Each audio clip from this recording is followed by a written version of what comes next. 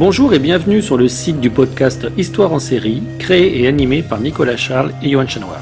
Au programme, une analyse des séries d'hier, d'aujourd'hui et de demain par les spécialistes des questions mobilisées par nos shows préférés.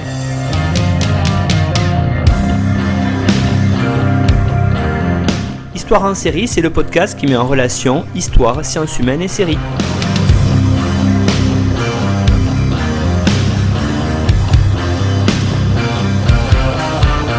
Bonjour à toutes et à tous et bienvenue dans Histoire en série. Aujourd'hui, le podcast, c'est un numéro un petit peu spécial puisqu'on l'enregistre en direct de l'Université de Nîmes en partenariat avec le Master Fiction qui va s'intéresser aux séries quotidiennes françaises dans leur rapport au territoire.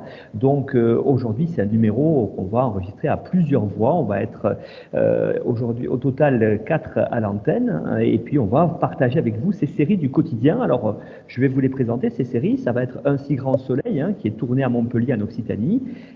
Notamment, mais il y en aura d'autres. Donc chaque soir, en fait, ces 4 séries rythment le quotidien des Français. Si on les cite en l'ordre de diffusion, on a tout d'abord sur TF1 ici Tout commence, puis ensuite Demain nous appartient, Plus belle la vie, bien sûr, je pense la plus ancienne et la plus connue qui est diffusée sur France 3, et puis Un si grand soleil sur France 2. Alors, ce qui va nous intéresser dans cette émission sur les séries, c'est leur ancrage au sein d'une ville et d'un territoire.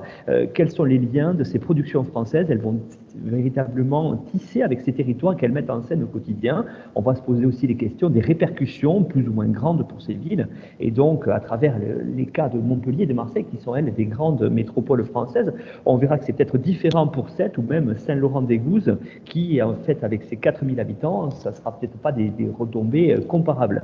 Alors pour discuter avec nous, j'ai le plaisir de recevoir Mathieu Bollet, qui est showrunner, producteur artistique de Un si grand soleil, tourné à Montpellier et dans sa région. En tout cas, bonjour Mathieu. Bonjour, alors juste une précision, je suis pas vraiment showrunner, je partage cette place avec Olivier Susinger et toute une troupe de scénaristes, puisque pour le coup, j'ai pas vraiment la main sur les textes. Enfin, évidemment, je m'y intéresse, mais moi, je suis plus sur la mise en image en fait des textes. Donc, c'est un peu particulier.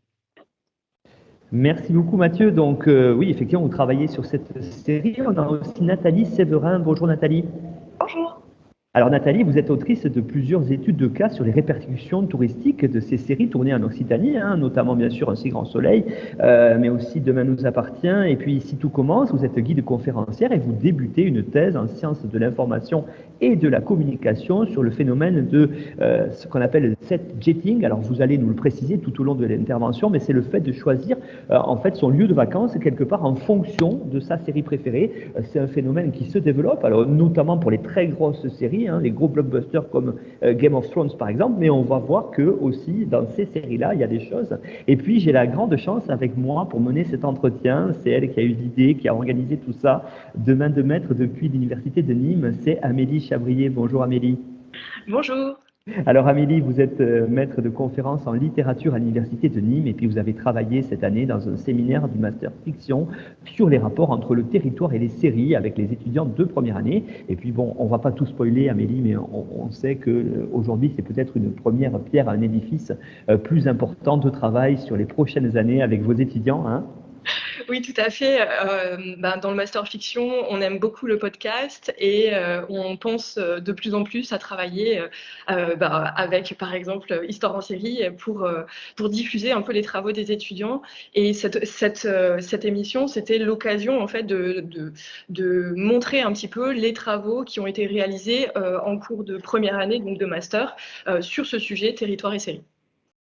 Merci beaucoup. Alors peut-être on va commencer du coup Amélie, vous allez revenir sur l'intérêt d'avoir fait cette émission en commun avec d'un côté quelqu'un qui travaille sur une série, de l'autre côté quelqu'un qui étudie ces séries-là et ce rapport série et territoire. Je vous laisse peut-être lancer la discussion.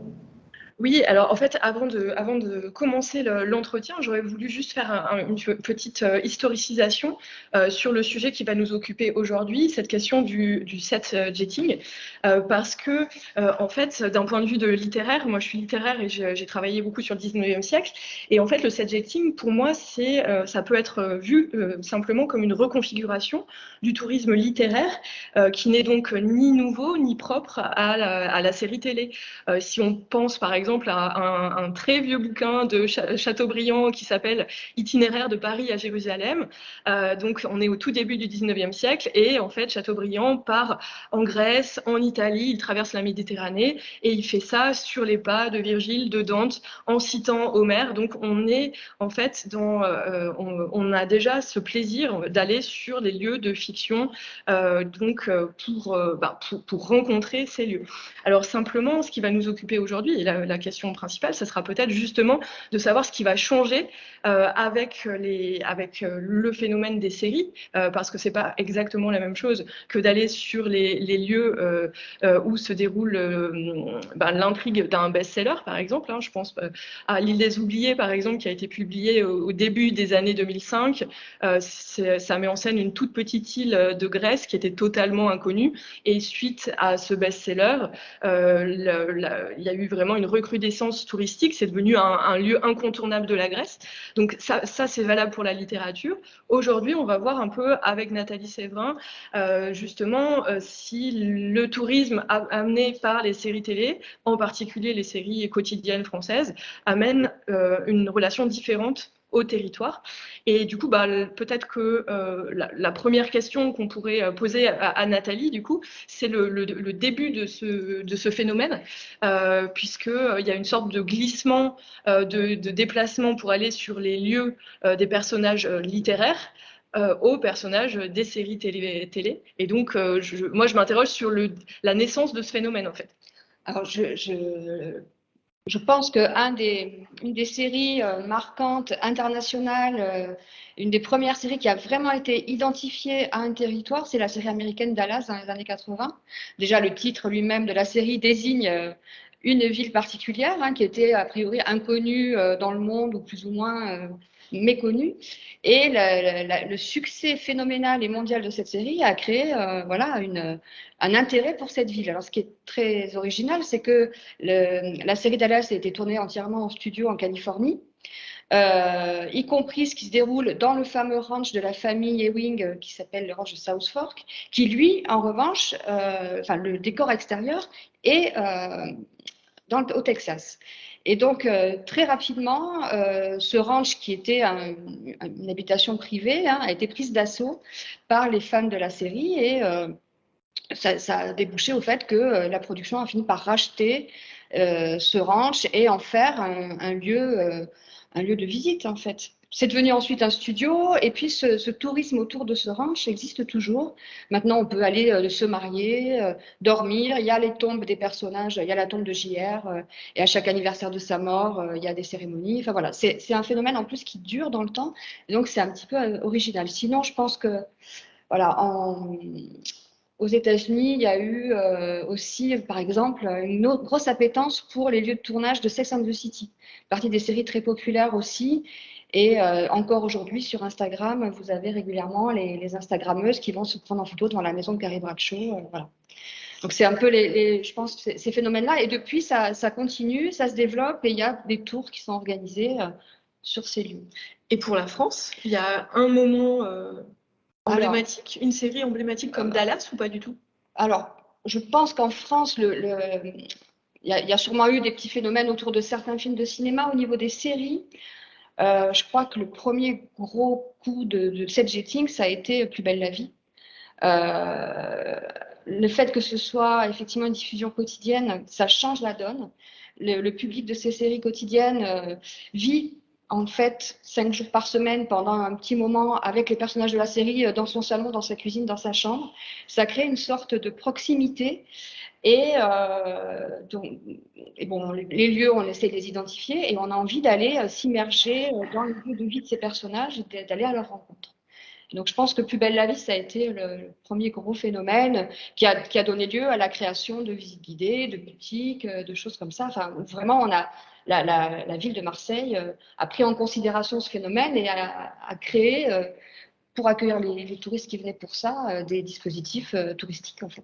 D'accord. Donc là, une des principales différences avec le tourisme littéraire, par exemple, ça serait cette quotidienneté qui amène un rapport différent Complètement. à la Voilà. fiction. C'est vrai qu'en fait, quand on lit un livre, qu'on regarde un film, voilà, c'est un moment, on va s'attacher effectivement peut-être au lieu où se déroule l'intrigue, au personnage. Et voilà, si on est fan, on va peut-être la regarder plusieurs fois. Aujourd'hui, avec les possibilités d'accès par les plateformes, etc., on peut revoir son film préféré, etc. Mais la série, en fait, c'est une sorte de petits rituels alors quotidiens pour les séries quotidiennes ou saisonniers, parce que ça fonctionne aussi sur certaines séries saisonnières. On attend chaque année la nouvelle saison. Voilà. Et par exemple, une série comme Tandem, qui est tournée à Montpellier et qui est diffusée aussi sur France 3, a un peu comment dire, ce background de, voilà, on attend la suite de l'histoire des personnages et on retrouve Montpellier et ses décors voilà, dans la série. Très bien, merci. Alors peut-être que moi j'aurais une question à poser pour Mathieu Bollet. En fait, quand on se déplace, les touristes littéraires s'intéressent souvent à la manière dont les lieux ont influencé l'écriture. Et Montpellier sert de cadre de vie aux héros de Ainsi grand le soleil, mais il me semble que les scénaristes sont majoritairement à Paris, écrivent à Paris, sans nécessairement connaître la ville. Du coup, ce paradoxe a-t-il des conséquences sur la manière dont la ville est représentée à l'écran? Alors, oui et non, c'est-à-dire que nous, on est donc sur place avec donc des repéreurs qui connaissent bien la ville, ou en tout cas qui l'ont découverte au fur et à mesure, puisque ça fait maintenant, en tout cas pour ma part, 5 ans que je suis présent sur les lieux. Et nous, on adapte en fait les textes au décor, et c'est pas l'inverse.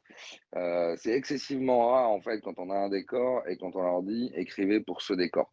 C'est des occasions qui peuvent se faire exceptionnellement, mais on est plutôt dans l'adaptation en fait et le côté malléable en fait de la ville qui est super d'ailleurs parce qu'on a un très joli centre-ville. On a aussi des abords plus urbains et différents esthétiquement, hein, puisque Montpellier est très composite là-dessus, hein. On a une ancienne ville, on a des quartiers modernes, on a évidemment les plages qui sont toutes proches et on a aussi la campagne. Donc c'est ce qu'on appelle nous une arène en fait hyper large. Il n'y a pas, y a pas de volonté en fait de s'adapter. C'est-à-dire que les auteurs vont par exemple écrire, on met en scène une ferme. Évidemment, on va se tourner vers la campagne. Et après, sinon, on a des séquences villes. Et nous, on choisit, et c'est moi qui choisis, où on va tourner par rapport au contenu des séquences, par rapport à l'esprit des séquences et la largeur, par exemple, que je veux obtenir, ou l'étroitesse des lieux, puisque le quartier historique et, par exemple, la place de la Comédie, c'est deux choses et deux univers visuellement complètement différents. D'accord. En fait, enfin, moi, j'ai été assez frappée par une des intrigues.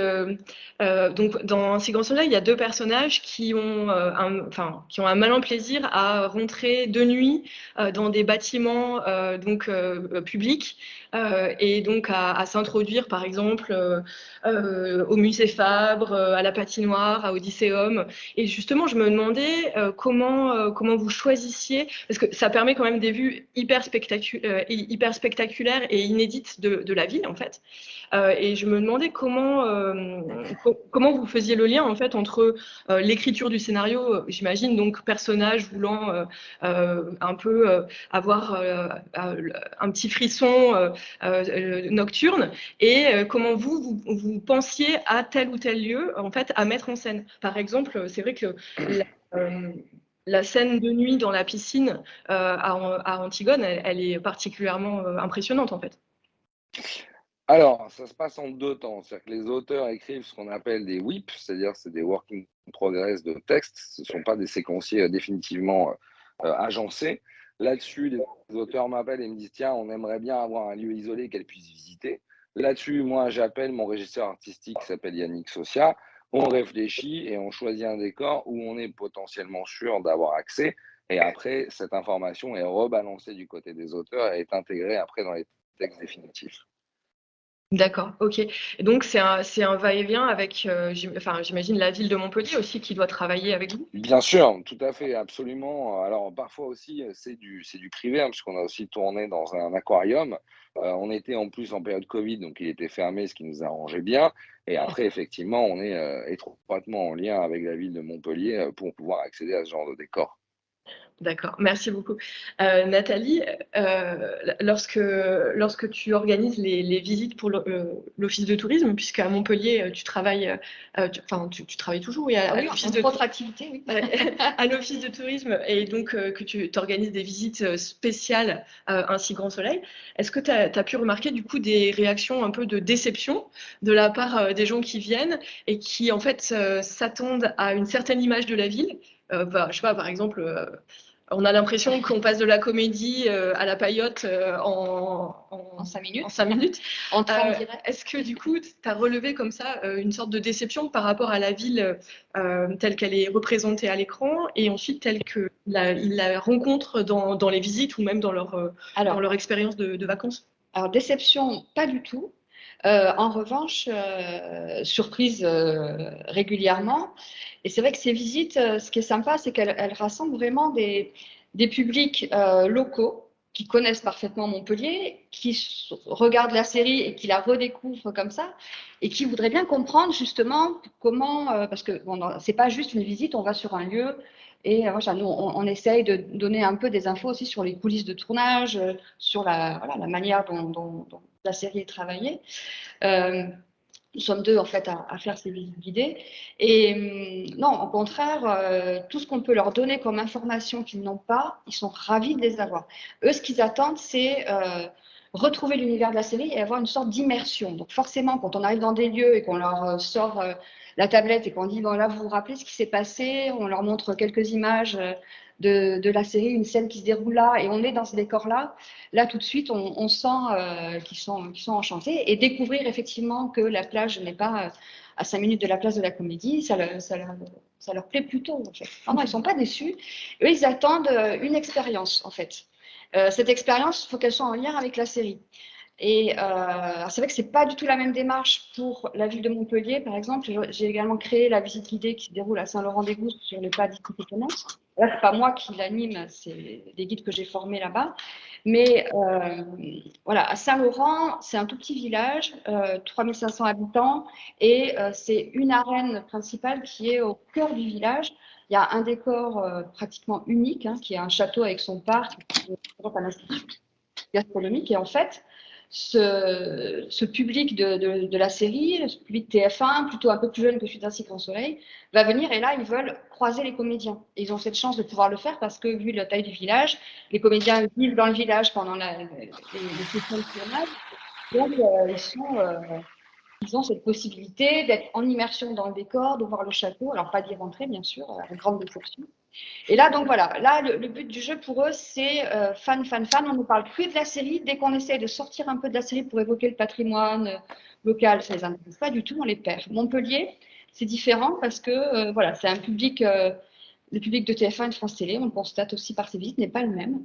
Et on arrive à mêler dans nos visites guidées un peu d'histoire de Montpellier, on va dire 20% sur le patrimoine de la ville et comment ce patrimoine est mis en scène et utilisé dans la série, plus après toutes les anecdotes qu'on peut avoir et puis toute cette fabrication de la série qu'on dévoile un petit peu. Voilà. Et justement, quand on leur montre, vous voyez là par exemple, c'est la façade de tel bâtiment. C'est filmé à l'extérieur, mais tout ce qui se passe dedans, en fait, c'est dans les studios.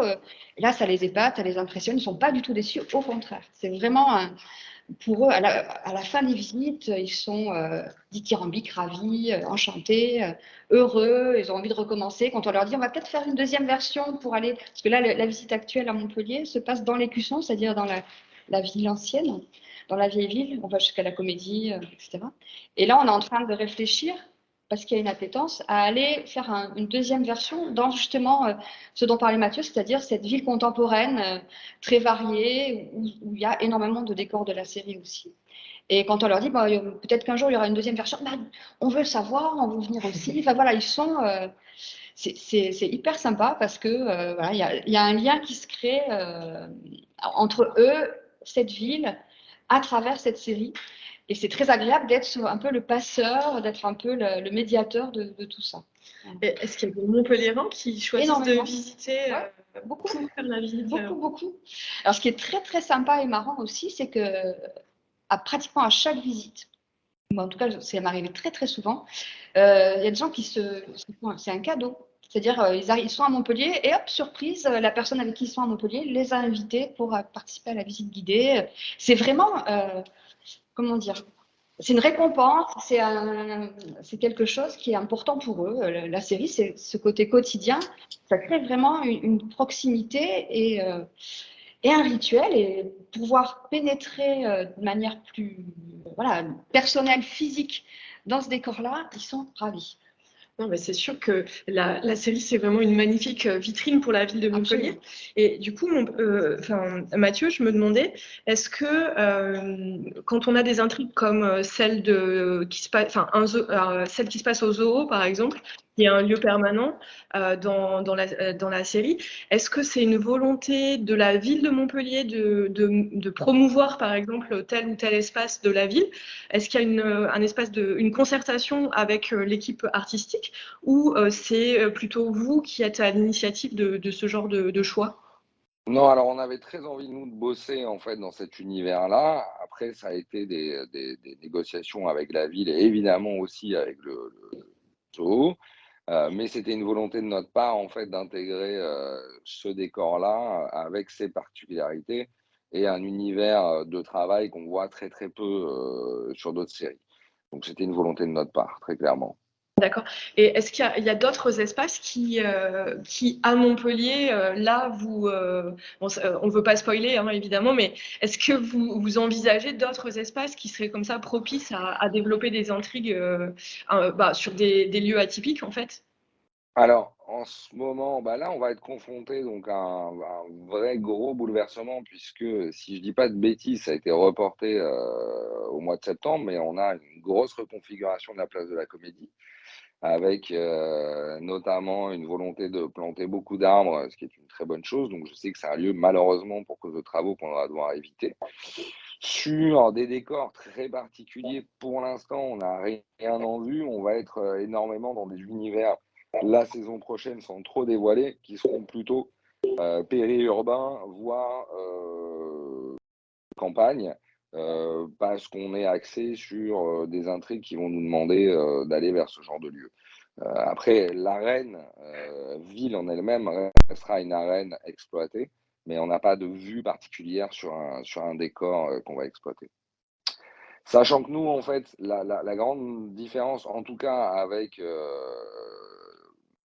pas Demain nous appartient, mais nos amis qui sont dans le château, c'est que nous, en fait, on n'est pas ancré en fait dans un décor en particulier.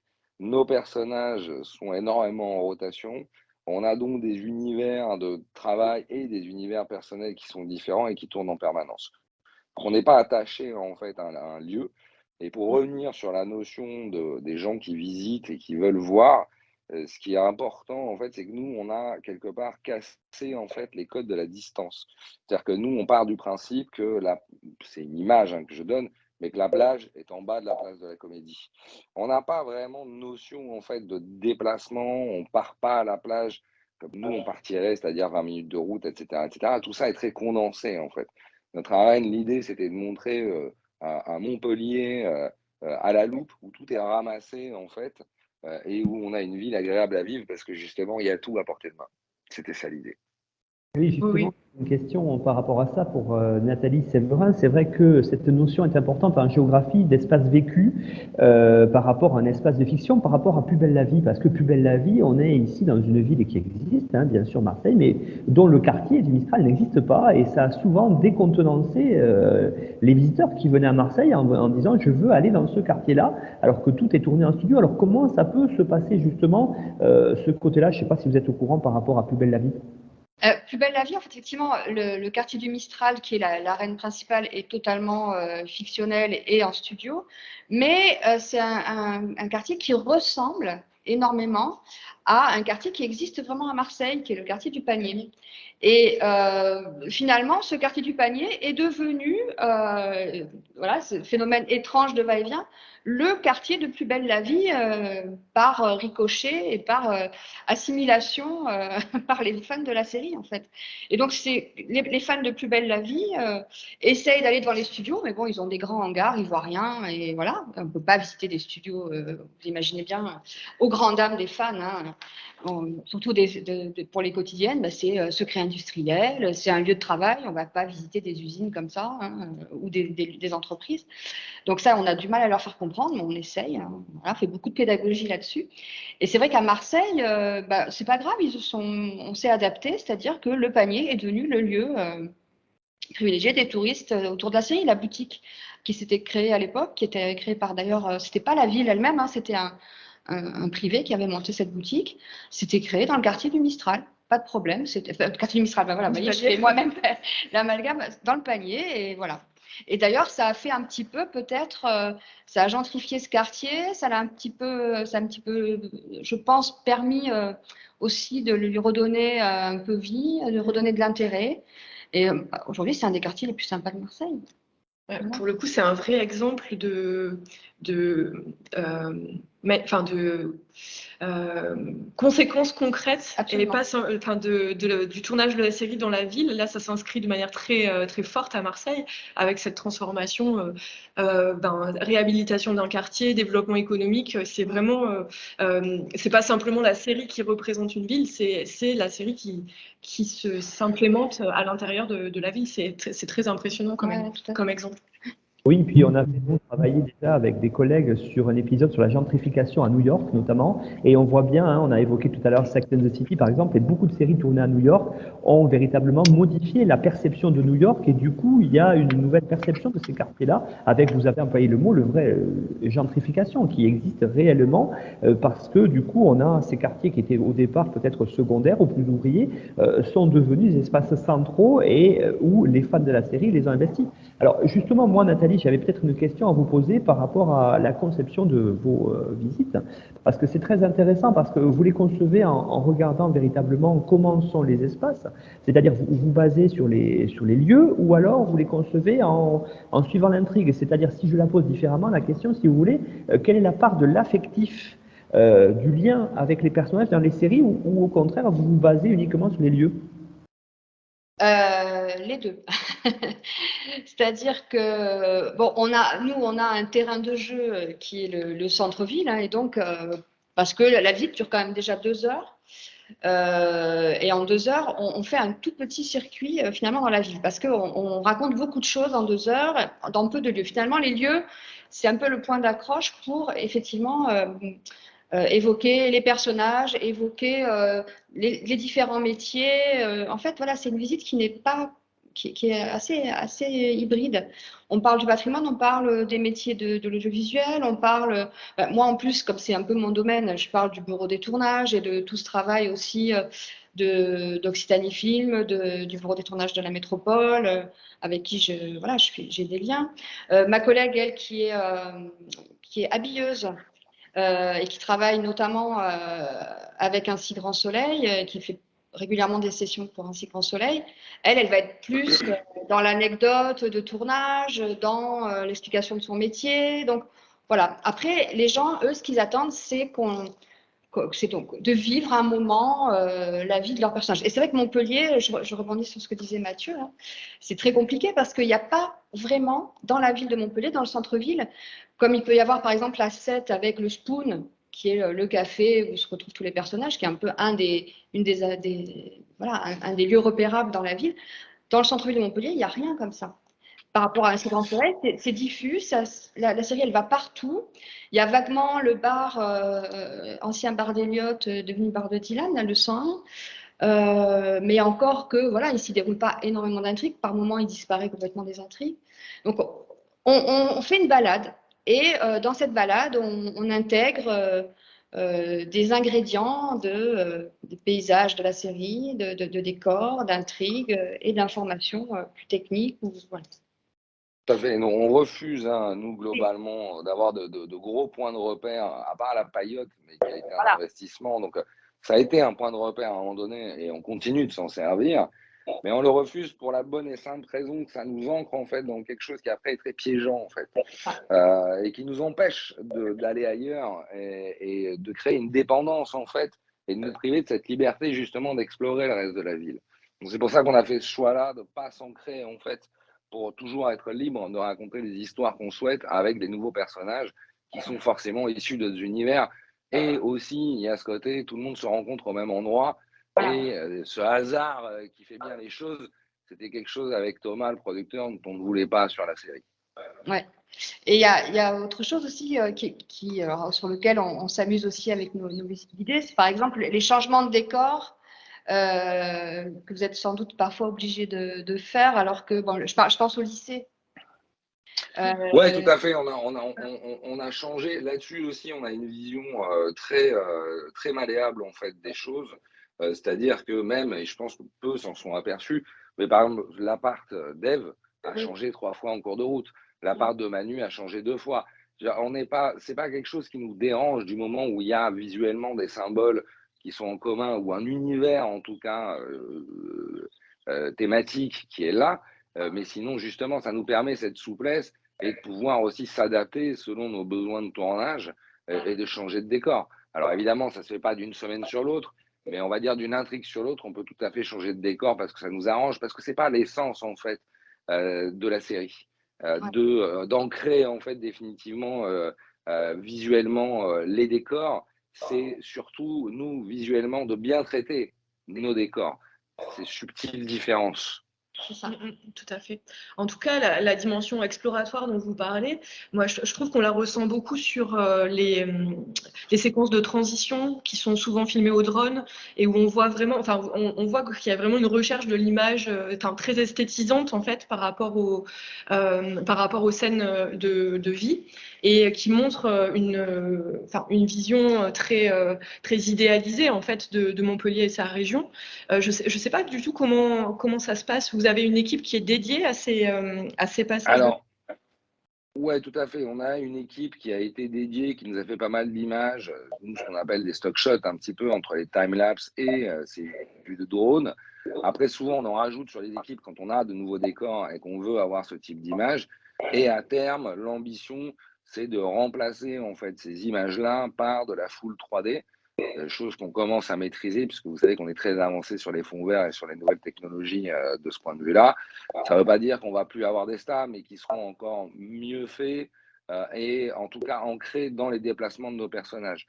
J'entends par là que, par exemple, une vue de drone au-dessus de la ville, eh ben, on va faire la même, mais avec la voiture d'un de nos comédiens. Parce que ce qui importe beaucoup pour nous, c'est justement la fluidité du récit et le déplacement de nos personnages. Donc pour l'instant, on a ces pauses aussi qui sont des pauses rythmiques évidemment de montage parce que souvent on passe d'une arche à l'autre en fait et ça nous permet de transiter. Et on compte aussi les remplacer, pas toutes à terme comme je vous l'ai dit, par des plans 3D de déplacement de véhicules ou d'autres choses d'ailleurs. D'accord. Mais il me semble que dans la série, il y a souvent pas forcément des courses-poursuites, mais des passages en voiture, des personnages, on voit les paysages défiler. Déjà, vous le mettez en place Absolument. avec des scènes où il y a souvent des scènes sans parole, sans dialogue, avec juste un personnage qui roule, qui est dans ses pensées et qui permet aussi du coup de voir la ville, par exemple, de nuit. Il me semble que c'est déjà pas mal par rapport aux autres séries quotidiennes. C'est quand même une marque, quelque chose de différent en fait. Ah oui, très clairement, c'était une envie cinématographique de notre part, c'est-à-dire de ne pas être que dans le dialogue, d'être aussi dans des séquences muettes. On a le paiement ou en tout cas l'amorce d'une séquence qui va arriver, c'est-à-dire un personnage tendu qui a un rendez-vous, ben, on va le filmer tendu avant d'aller à son rendez-vous. Un personnage heureux ou triste après une séquence et d'avoir le paiement en fait sur son état émotionnel derrière, c'est super important pour nous. C'est ça a deux raisons. C'est déjà rythmiquement au montage, ça nous permet de décélérer, d'accélérer, puisqu'un montage, c'est aussi de la musicalité. Donc ça ne doit pas être toujours droit et toujours rythmiquement sur le même tempo. Donc ça nous permet de baisser tout d'un coup en fait la pression et de rentrer nos spectateurs dans l'émotion des personnages et effectivement souvent d'être en adéquation avec le décor extérieur qui défile, sachant qu'aujourd'hui on fait moitié-moitié, moitié réel en rolling et moitié en VFX. Sur fond vert, et je mets au défi qui que ce soit de voir la différence entre les deux. Tout à fait, tout à fait. C'est vrai que, ça, c'est vraiment une différence majeure avec Plus belle la vie, qui avait longtemps des images studio en fait, et qui donne moins cette impression d'espace, en fait, comme les images dans un film. Bah, tout à fait, c'est-à-dire que l'espace extérieur, on cherche toujours à ce qu'il représente l'émotion interne de nos personnages. Donc il a une vraie corrélation, les deux sont intimement liés. C'est-à-dire qu'on va, par exemple, un personnage triste, on va pas le mettre en plein, quoi qu'on pourrait le mettre, on pourrait par exemple le mettre en centre-ville au milieu de tout le monde et le filmer lui au ralenti pendant que tout le monde est en accéléré, comme s'il était décalé par rapport au reste de la population. Mais on peut le mettre aussi au bout d'une digue, au bord de la mer, en train de regarder l'horizon avec un coucher de soleil. C'est des phases où justement l'extérieur va montrer l'intériorité du personnage. Et la ville, pour le coup, est hyper agréable à travailler pour ça parce qu'il y a énormément de lieux différents avec des atmosphères différentes. Ça, la ville est super intéressante pour ça. La ville, et quand je parle de la ville, hein, je ne parle pas de Montpellier-Centre, hein, je parle pour moi de ce que nous, on a appelé avec Thomas la Nouvelle-Californie. Pour nous, c'est un peu une espèce de Los Angeles hyper étalé, où on a la mer, la montagne, la ville moderne, la ville ancienne, etc. etc. Oui, donc, vas-y, Nicolas. Non, justement, je comptais rebondir sur ça. C'est vrai que, justement, par rapport à cette idée, hein, cette agglomération montpelliéraine qui, effectivement, regroupe géographiquement beaucoup d'espaces différents, est-ce qu'il y a, selon vous, Mathieu, des lieux qui sont encore largement inexploités par la série, mais qui, dans les prochains moments, dans les prochains épisodes, seraient un réservoir d'intrigue? Et pourquoi, justement? Alors, on va un peu s'axer un peu plus vers l'univers, comme je vous ai dit, campagnard. C'est peut-être pas le bon mot, il y a peut-être un meilleur mot que ça. Parce que, alors je peux pas tout vous dire, hein, sinon je dévoilerai des axes et j'ai pas le droit de le faire. Mais en tout cas, on a envie de retourner un petit peu certains personnages à la Terre. Très bien. Voilà. Après, sur des accès, par exemple, il y a des choses qui sont très compliquées pour nous. Par exemple, monter au Pic Saint-Loup pour faire des séquences, on adorerait. Mais en termes de temps de tournage et de temps de déplacement, c'est quelque chose qui est quasiment impossible pour nous. Ouais. C'est quelque chose qui est accessible pour du téléfilm ou du film, mais dans notre tempo de 5 séquences par jour, monter au Pic Saint-Loup et en redescendre, ça veut dire qu'on peut faire 2 séquences par jour. Donc malheureusement, c'est un lieu qu'on ne peut pas exploiter, par exemple. Oui, c'est ça. Vous avez aussi cette contrainte énorme de cette production industrielle de 5 épisodes par semaine qui fait que vous êtes limité en termes de distance de déplacement. Absolument. Ouais, ouais. On est limité en termes de distance de déplacement. On doit regrouper des séquences. Donc, Voilà. parfois, on a 4 séquences qui sont censées se passer en campagne et une séquence qui est censée se passer en ville. En général, on la réadapte et on va la transformer, par exemple, en rouling voiture pour pouvoir justement faire nos 4 séquences campagne et avoir une séquence en ville. Enfin, soi-disant, en tout cas, un personnage qui se dirige vers la ville, pour vous donner un exemple. D'accord. Et du coup, sur les lieux de tournage, je sais que là, pendant le séminaire cette année, les étudiants ont travaillé par exemple sur la série Lupin et la ville d'Étretat. Et en fait, ils ont noté des fortes résistances de la part des habitants sur à la fois les nuisances de tournage et puis ensuite les fans de la série, des acteurs qui en fait venaient perturber leur quotidien. Est-ce que sur les tournages, Mathieu, vous avez observé comme ça un peu des frictions ou comment ça se passe au quotidien en fait? Parce que dans le quotidien des Montpelliérains, les tournages sont quand même relativement présents. Alors, non, aucun signe d'agacement. Ça peut arriver chez des particuliers quand on n'est pas respectueux de leur maison, mais ça arrive très rarement, mais ça peut arriver. Mais sinon, non, aucune espèce de réticence. Voilà. Sauf évidemment quand on tourne à 2 heures du matin sur la place de la Comédie et qu'on rencontre des gens légèrement avinés, on va dire. Mais sinon, à part ça, non, tout se passe très bien. Il y a aussi, si je peux me permettre, l'apport pour ce genre de contraintes-là et de problèmes-là du bureau des tournages qui anticipe. En général, il y a affichage, annonce de tournage, de blocage des rues, etc. Donc les gens, en plus, les Montpelliérains sont plutôt assez contents d'avoir cette série qui représente leur ville sur les écrans et sur une grande chaîne. Ça, c'est un problème. En revanche, Oui, voilà, je peux me permettre, gros souci dans un village de 3500 habitants. Saint-Laurent-des-Gouzes, en fait, trouver à intervenir pour la communauté de communes Terre de Camargue où se situe Saint-Laurent-des-Gouzes, parce que j'étais allée rencontrer le maire de Saint-Laurent au moment du tout début du tournage. j'étais à l'époque au bureau des tournages et Sophie Menanto m'avait demandé de faire un peu une étude justement sur tout ça sur le territoire. Sophie Menanto qui est responsable du service cinéma audiovisuel pour la métropole de Montpellier et donc du bureau des tournages. Et j'étais allée voir le maire, le tournage venait de commencer et je lui ai dit voilà, bon déjà comment ils sont arrivés chez vous, elle n'a pas tout voulu me dire, c'était normal. Et j'ai dit et voilà comment vous envisagez la suite, puisque donc une fois que la série sera diffusée, on était en juillet, elle était diffusée en novembre. Comment vous envisagez la suite? Parce que bon, si elle fonctionne, vous allez avoir des fans qui vont arriver. Il m'a regardé avec des yeux, leur dire, elle est complètement à côté de la plaque, cette fille, qu'est-ce qu'elle me veut? Et puis un an après, il m'a appelé au secours en me disant, bah, écoutez, ce que vous aviez prédit arrive. Je dis, bah oui, c'est pas moi qui l'ai prédit, c'était prévisible. L'exemple de 7 voisins permettait d'imaginer un tel phénomène. Mais là, ils ont été totalement débordés et les services municipaux n'étaient pas adaptés. Sur un village, il y avait un policier municipal. Bon, enfin, c'était un peu catastrophique. Et les habitants, autant sur Montpellier, c'est diffus. On va tourner dans un quartier quelques jours, puis dans un autre après, ou dans un village de la métropole ou ailleurs. À Saint-Laurent, tout est à Saint-Laurent. Ils tournent 90% de la série sur le village. Et donc, les fans le savent et ils viennent à Saint-Laurent en espérant croiser les tournages, assister à un tournage, voir les comédiens, etc. Et forcément, les habitants, moi j'ai fait une étude des publics et une étude auprès des habitants. Il y a ceux qui étaient fiers d'avoir leur village représenté, mais en même temps, dans la série, ça s'appelle pas Saint-Laurent-des-Goûts, ça s'appelle Calvière. Voilà, donc on montre pas trop les traditions. Pareil, ils veulent s'ancrer dans le paysage camarguais qui est très photogénique, mais pas trop non plus. Il faut que ce soit universel, donc pas trop que ce soit typé camarguais. Par exemple, les personnages n'ont pas l'accent. Et ça, les habitants, ils me disent, mais ils n'ont pas l'accent, c'est pas des vrais de chez nous. Enfin, voilà, non, effectivement, c'est normal. Il faut que ça plaise à toute la France. C'est pas une série faite pour les camarguais. Et donc là, voilà, il y a eu tout un travail. Et ça, voilà, j'ai accompagné ça.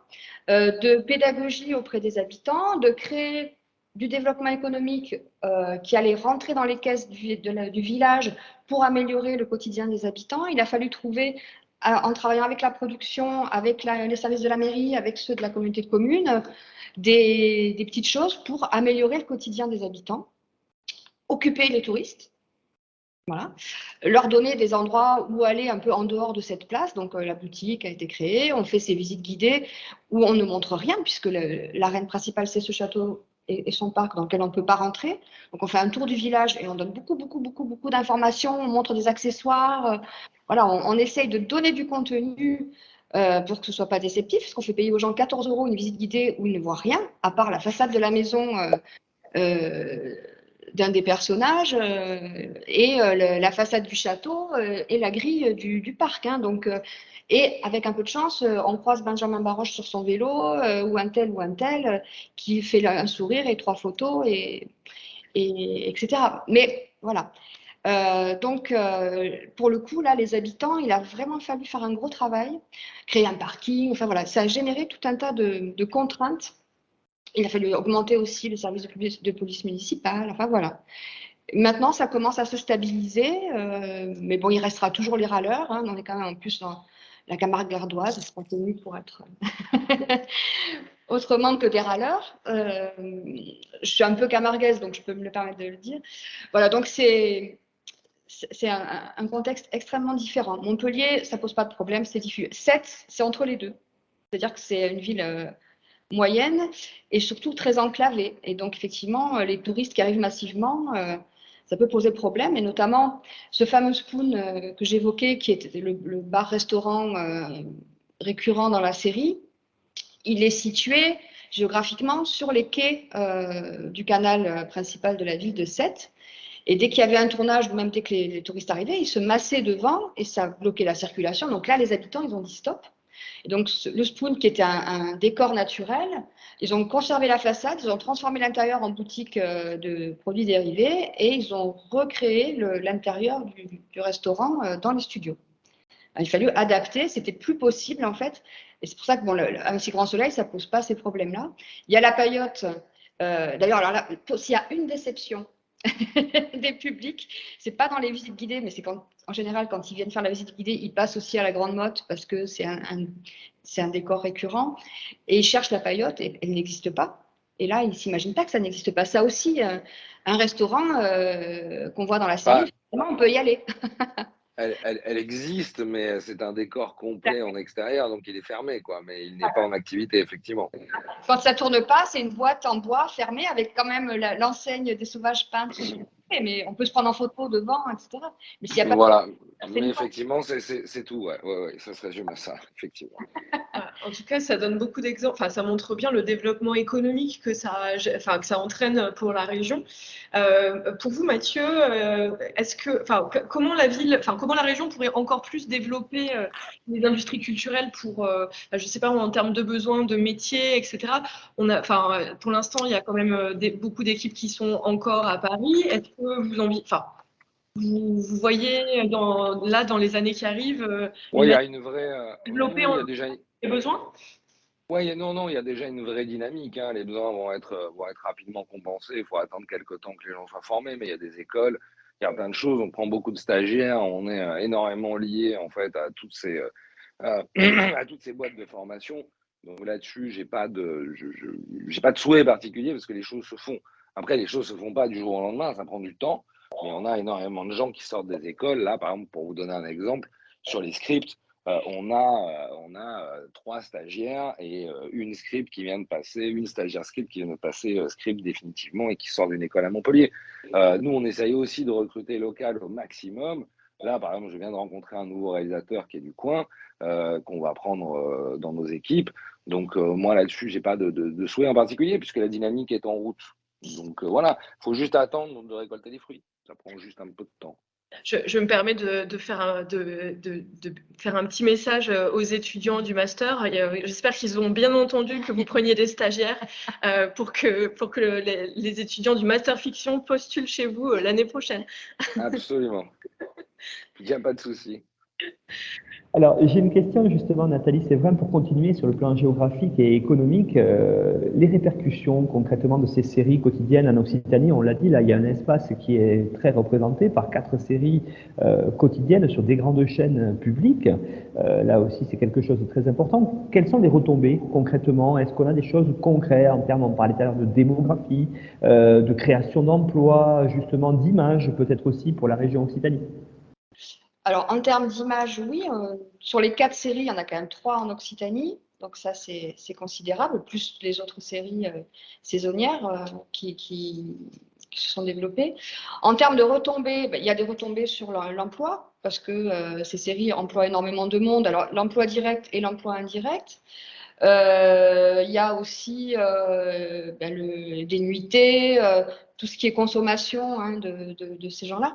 En termes de chiffres, alors là, je suis très très mauvaise sur ces données économiques. Je suis désolée. Il va falloir que je m'y mette. Promis, dans un prochain podcast, quand j'aurai un peu avancé dans ma recherche pour ma thèse, j'essaierai d'avoir un peu plus d'informations précises là-dessus. Mais c'est énorme en termes de création d'emplois, en termes de dynamisation aussi de l'écosystème. De la production audiovisuelle et des industries culturelles et créatives. Il y a les écoles, mais il y a aussi, par la présence de ces écoles et de ces grosses productions, énormément de petites sociétés de production qui s'installent à Montpellier. Hein, et puis, ça ne va qu'augmenter. Voilà, les studios de Vendargue ont doublé leur capacité avec la création de 2 nouveaux studios, en plus des 2 qui existaient déjà historiquement depuis la création de ces studios. Il y a d'autres studios qui sont en train de se créer, qui vont être aussi une grosse machine industrielle au niveau du Pic Saint-Loup.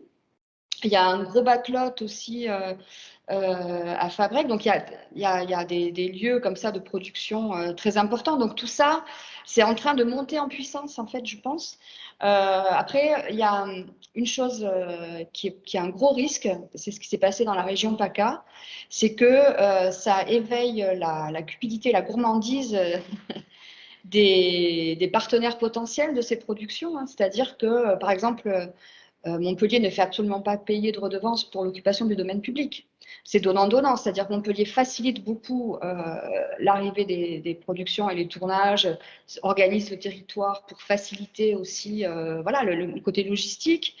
Et a des retombées voilà, on l'a dit, Montpellier, si elle devait se payer un spot de publicité tous les jours à heure de grande écoute d'une vingtaine de minutes ne pourrait pas. Donc là, c'est donnant-donnant. Montpellier bénéficie bien sûr de la visibilité donnée par ça.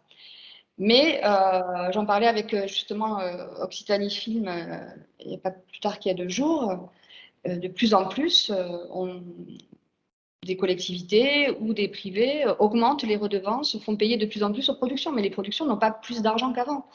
Eux, ils ont un budget limité et donc il ne faudrait pas les faire fuir en ayant ce comportement-là. Et donc là, il y a vraiment quelque chose une éducation à faire, peut-être aussi un peu de pédagogie en disant attention, ne soyez pas trop gourmands, profitez, parce que ça profite à énormément de monde qui ait ces productions sur le territoire, mais n'allez pas les faire fuir. Voilà. Tout à fait, parce qu'il va en plus, ce que je veux dire, c'est que c'est pas en augmentant les tarifs qui vont gagner plus. La multiplicité des projets à venir va faire que de toute façon, ils vont gagner plus. Donc, de créer en fait ce pôle, et vraiment la région Montpellier, ses alentours, a un potentiel énorme, et comme vous le dites très bien, c'est en train d'exploser, et on n'est même pas encore au pic de l'explosion.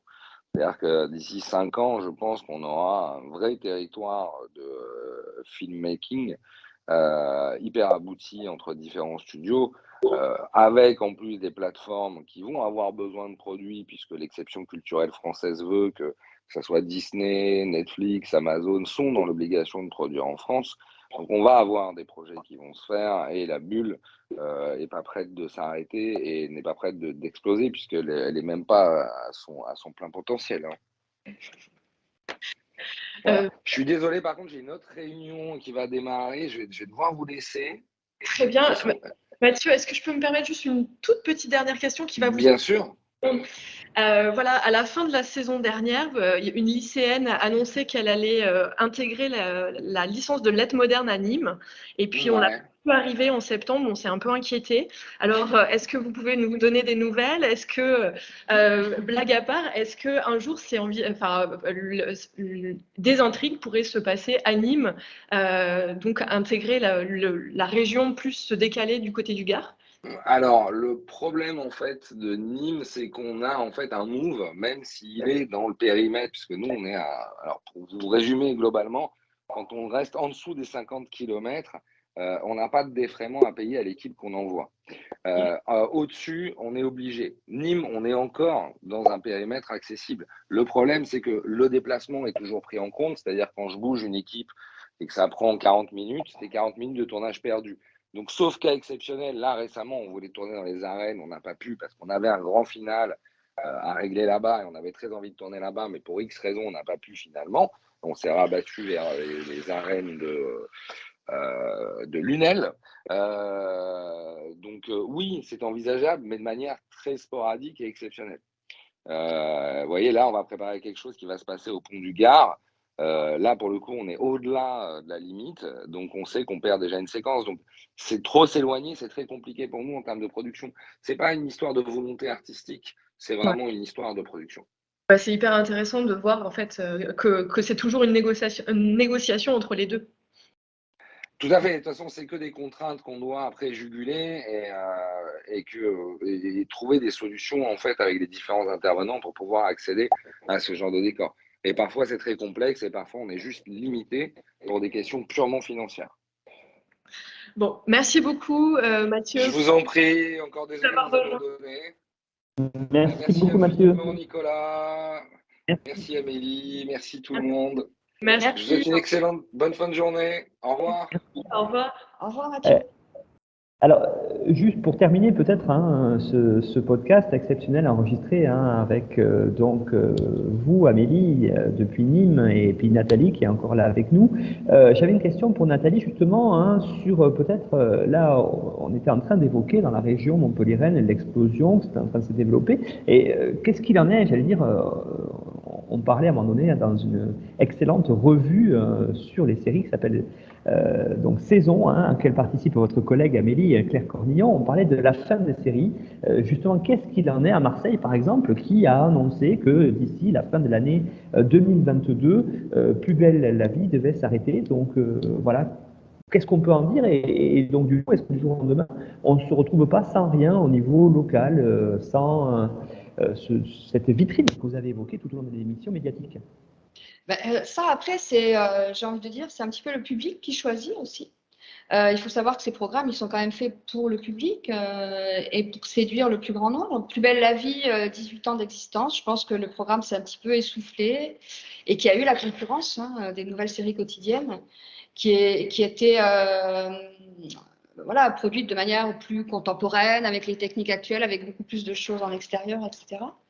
Je pense que en plus, par rapport à la visibilité et à l'attractivité de Marseille par rapport à cette série, les 10 premières années, c'est monté, et après, il y a eu une stagnation et c'est redescendu. Donc, je pense que, peut-être Français se lassent au bout d'un moment, ou alors la série ne se renouvelle pas assez. Ça, c'est un petit peu compliqué d'affirmer quoi que ce soit sur ces sujets-là. Mais je pense que… alors, il y a des séries quotidiennes dans le monde qui existent depuis très, très, très longtemps. Il y en a une en Angleterre, Coronation Street, qui existe depuis plus de 60 ans. Donc, on a vu certains personnages adolescents devenir prendre leur retraite, etc. Donc, voilà. Il y a une série italienne, Un posto al sole, qui existe depuis une trentaine d'années aussi. Bon, en France, le premier exemple de série à succès quotidienne, ça a été Plus belle la vie. 18 années, ça me paraît déjà une belle durée de vie pour ce type de programme. Et si je peux me permettre d'ajouter, on a pendant le séminaire, les étudiants de master, un groupe avait travaillé sur Plus belle la vie et envisageait du coup des activités touristiques autour de la série.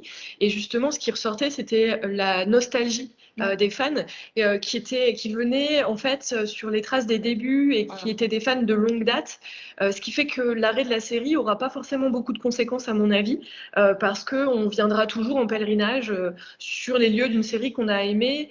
Il y avait déjà ce rapport un peu nostalgique à la série en fait. Je pense qu'il y aura toujours un reliquat effectivement de fans qui ne se remettront pas de l'arrêt. Et qui continueront à aller sur les pas de ces séries-là. On parlait de Dallas qui existe depuis très très longtemps, où ils ont essayé de relancer. South Fork a toujours autant de succès. On parlait de Sex and the City qui n'existait plus, donc là il se trouve qu'ils ont refait une nouvelle saison avec les mêmes personnages, mais la maison de Carrie Bradshaw est toujours un spot de selfie qui n'a jamais cessé. Donc il y a toujours quand même les séries qui ont marqué, je pense, laissent une trace physique parce qu'on peut éventuellement les revoir, et une trace dans le paysage parce qu'on identifie des lieux à elles. Donc je pense que Plus belle la vie, oui, peut laisser des traces. Merci beaucoup, Nathalie, pour cette intervention tout au long de cette émission, pour votre regard vraiment très ancré dans cette production locale. On a fait aujourd'hui une émission qu'on n'avait jamais faite et j'en suis ravi. Merci Amélie vraiment d'avoir participé à ça, parce que cette émission vraiment, là on voit, on est passé un peu de l'autre côté de la caméra, j'allais dire, et c'est très intéressant parce que ça a permis de voir que les séries sont ancrées, véritablement c'est de la fiction mais ancrée dans du réel, avec des conséquences là aussi économiques, sociales, voire politiques ou environnementales parfois. Et donc c'était très intéressant, et je sais qu'avec Claire Cornillon, vous montrez ça dans votre excellent master justement fiction de l'Université de Nîmes, et c'est aussi pour ça en partie qu'on continuera à travailler ensemble, parce que vous faites de l'excellent travail, et ce travail-là, c'est très très bien de le faire partager à une échelle beaucoup plus large que l'Université de Nîmes. Donc voilà, merci beaucoup vraiment pour cette émission, puis à bientôt peut-être pour une nouvelle émission. Merci beaucoup Nicolas. Merci pour votre invitation, ça fut un grand plaisir, à bientôt. À très bientôt.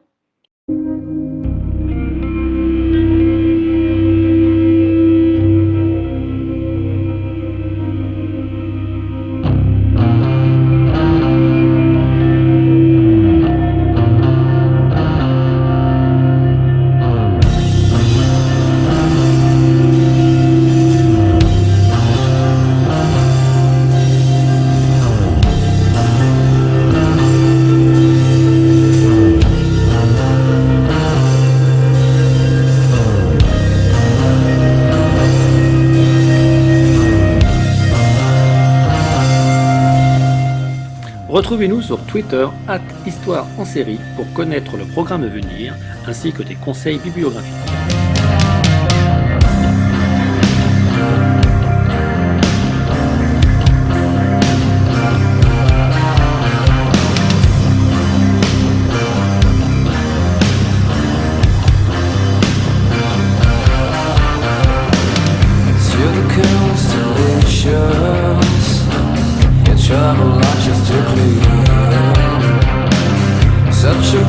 full blown, that population by your strength.